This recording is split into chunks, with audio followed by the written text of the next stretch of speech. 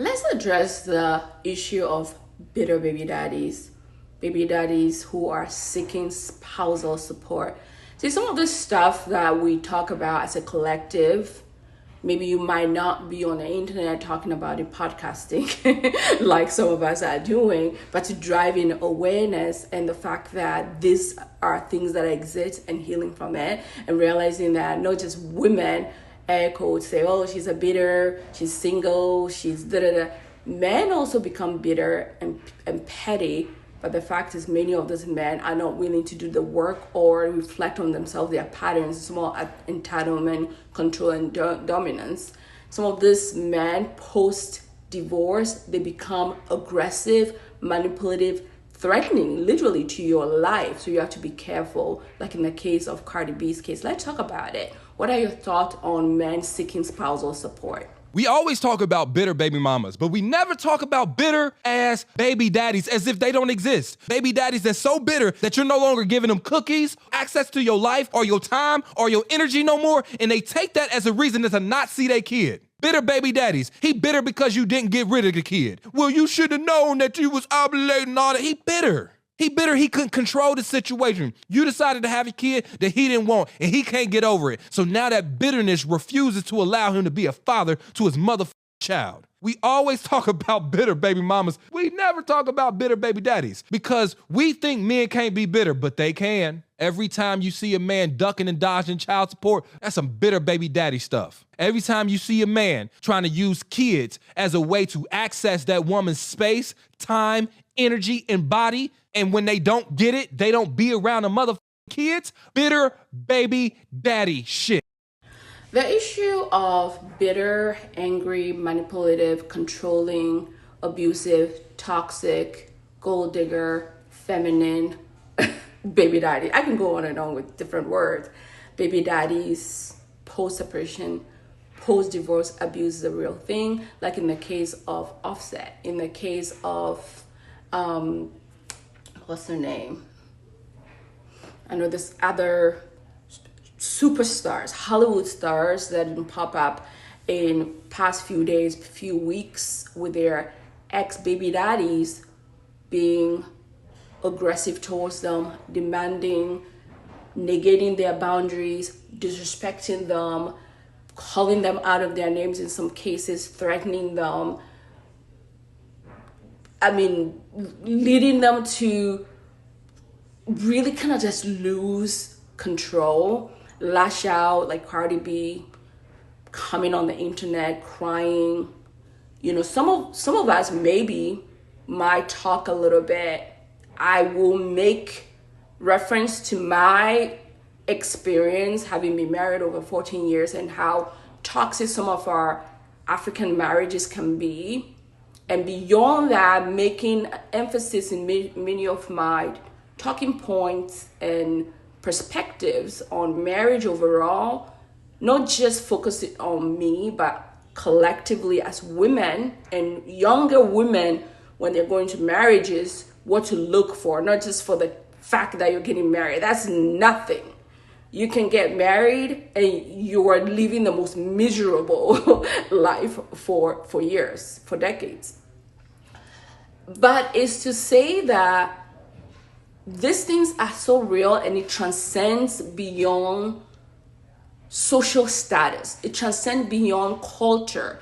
It transcends beyond finances or looks. All these women, these Hollywood women, like Beyonce, you can mention that some of them stay even when they know this man's been cheating on them, whatever. Some of them will say things like all of them cheat, so we might as well stay. A lot of enablers, pick-me's, they're enablers of the abuse, so it makes it where everything is watered down. But I believe most of us women, or all of us women, will rally effort and be like, okay, I see the first red flag, second red flag, third red flag. I am married. He has cheated. He's proven to me he's not committal. I'm afraid I'm going to get an STD, STI. It's not even the fact of the cheating, but the fact of the disrespect, the dishonor, and the fact that they can do that. That means they don't care about you, or will never care about you. They don't care about the value that you provide in the home or you as a person being a person with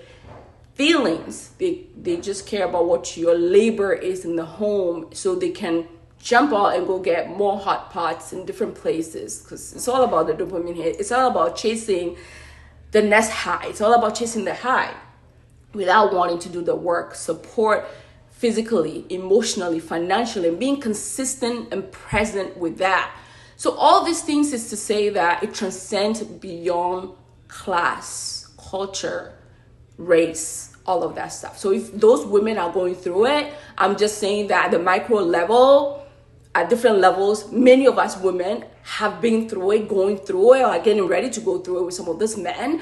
And until men can hold each other accountable, or men who maybe are above some of these men can hold those younger men accountable to their behaviors, and not just we women ranting about it, and the fact that the family structure and the family system is suffering because of some of these behaviors, a lot of these behaviors of entitlement, control, and dominance that get perpetrated, and the fact that men don't value women. But yes, we can change it, but you can still talk about it to bring awareness to the fact that this is the truth, and not that women are just choosing to opt out completely of marriages or long-term relationship when our side of the street is not being looked at.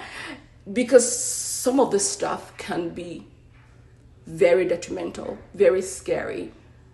But a lot of women are silently going through it, and it's scary. Many women lose their lives, whether it's by getting unalive or slow death by medical issues. Let me know your thoughts and opinions as I rant on this.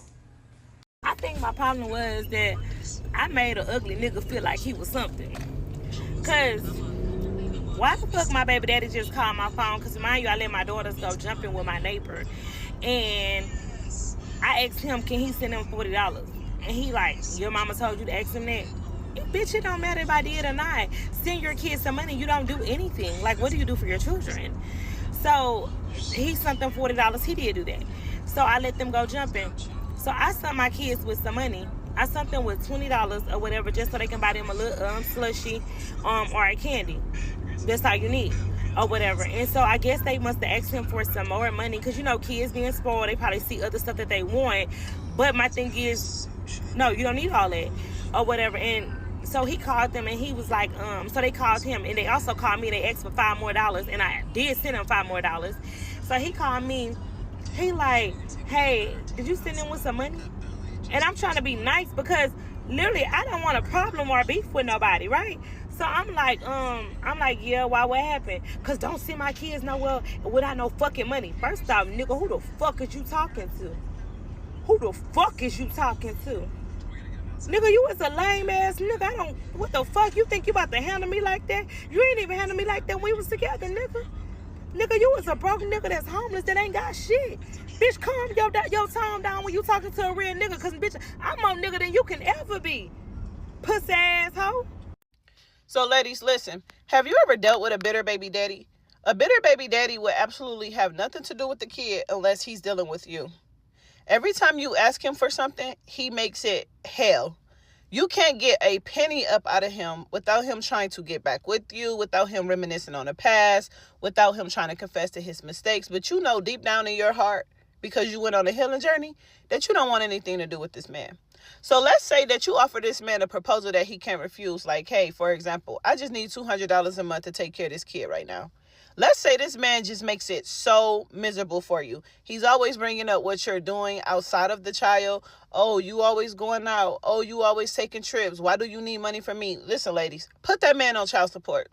I'm telling you now, put him on child support, because he's worried about everything but the child. And it's crazy, because I feel like men always give women that can financially provide for the child 100% the worst problems. And it's crazy, because I feel like some women out here that has great baby daddies, they get passes. Like they child's fathers want to come and see the kids, do for the kids and things like that. But it seems like women that's like on their shit, we have like the worst luck when it comes to baby daddies. Like, it's crazy. So put that man on child support. Just get it out the way. And if he decides to come around and be in a child life, let him. If he decide not to come around, It is what it is. But at the end of the day, don't ever have that mentality to where you feel like you don't need help for your child because you got it all. No woman should be able to handle all that financial burden by herself. You already doing it, so just get a reward for it. And if you don't need the money, put the money in a savings account and give it to your child when they turn 18 years old. But that's all I got for y'all today. Bye. Bitter baby daddies exist. That man that don't want to take care of his kids because you don't want them no more, that's a bitter baby daddy. Bitter baby daddies exist, so I'm going to give you the signs that you may have a bitter baby daddy. Well, number one, you left him and now he wants nothing to do with the kids. You have some men out here that if you're not with them or you're not sleeping with them or giving them attention, they're not going to do for your kids. They're going to make you feel guilty. And that's how you could tell he's a narcissist, is when he blames you for the reason that he's not in his kid's life. Well, we were together. I would be in my kid's life. I would be a great father, but we're not together. Or he will switch it up if you moved on, got you a new man, a potential stepdad for your kid. He will say, well, why he's not doing it? He's the one in the household. He's the one living with you. Why he can't do for the kids? That, ma'am, is a bitter baby daddy. Another tactic that bitter baby daddies do is stalk you. Bitter baby daddies are known for stalking because they cannot comprehend the fact that you left them and you have kids. And sometimes these bitter baby daddies will get you pregnant on purpose because they feel like with you, they have an all-time shelter. They feel like because you have kids together that you will have a soft heart for him, let him stay, let him leech off of you, but then he realizes that you're not that bitch and he gets upset. Also, bitter baby daddies do not want to see you do good in life, even if it affects his kids. They like to see you struggle and they want to see you struggle. And when they see you on your shit, you're happy, you're dating, you're still having fun without them, and we're still with kids. Oh, that triggers them so much. Baby daddies like to argue. Say for instance, you try to say, you know what, I'm going to reach out to him. You know, he haven't reached out to me or my kids, but I'm going to reach out to him and see if he wants to spend time with his child. And he will make every excuse and automatically start an argument before it hits 5 seconds on the phone call. And now it's like a repeated cycle. You wasted your time and you go back not to talking to him.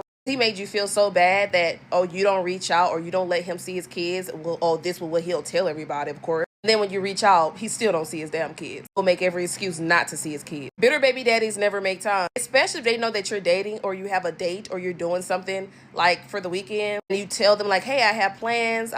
You know, I need you to get our son, our daughter. And they will purposely make you late. Or they won't even show up at all. They will sit there and have you run around in circles like, yeah, I'm going to get them at this time. I'm going to get them at that time. And when that time comes, they never fucking show up. So now your date plans is gone out the window. Baby daddies are very passive aggressive. You may be a sweet mother and you probably see him in person and, you know, just be really sweet and nice to him. And he automatically has an attitude or is very passive aggressive. Like you was to have a conversation with somebody, you can tell that he's not liking the conversation or he tries to steer it until some type of drama conflict. That is a bitter baby daddy, ma'am. Baby daddies are known for being financially irresponsible. So your baby daddy may be a bum. No place to stay, no car.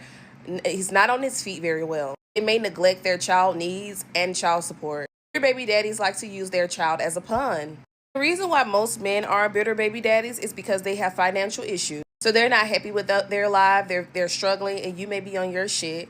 And that's why they're bitter. And that correlates to jealousy. If you're a girl and you are a single mom and you are raising your kids healthy, happy, you may be with another man, you're doing really good in life, that will fuel the jealousy in him because he feels like you should struggle without him. He wants you to be sad. He wants you to feel what he feels. So that's why bitter baby daddies will never work because they are full of jealousy. And he could be a narcissist. Of entitlement, lack of empathy. Let's not forget manipulation.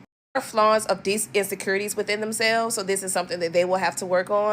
Your bitter baby daddy could be feeling inadequate or he may be feeling like he has failed in life. So instead of trying to better himself for you and the kids and to help support you, he will fuel all of that hatred onto you.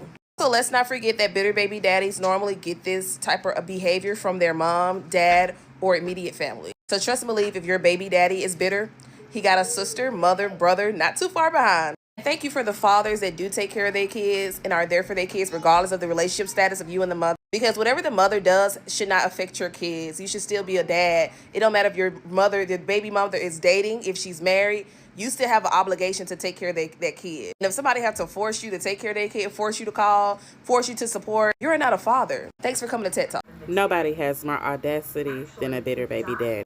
They're more concerned with trying to make the mother suffer than they are with trying to be a father to their children.